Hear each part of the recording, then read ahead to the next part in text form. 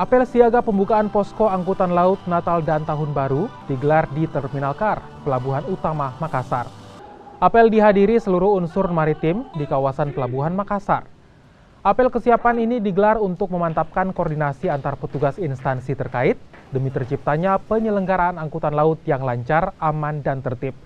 Penyelenggaraan angkutan laut Natal tahun kali ini berbeda dengan Natal tahun sebelumnya, di mana kondisinya di tengah pandemi COVID-19.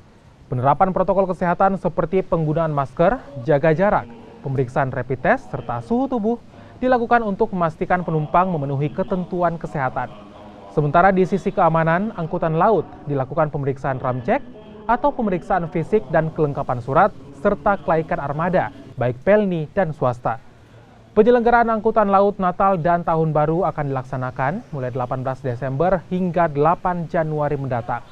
Jumlah armada yang disiapkan dari Pelni, Perintis, dan swasta sebanyak 24 angkutan laut. Untuk Natal dan angkutan Natal dan Tahun Baru kali ini memang berbeda dengan tahun-tahun sebelumnya, karena kita tahu bersama bahwa sekarang ini dengan kondisi pandemi, selain kita tetap menerapkan protokol kesehatan, tentunya juga kita harus memastikan bahwa semua penumpang yang berangkat itu harus memenuhi ketentuan kesehatan. Jadi kita periksa dulu suhu tubuhnya, termasuk juga para petugas.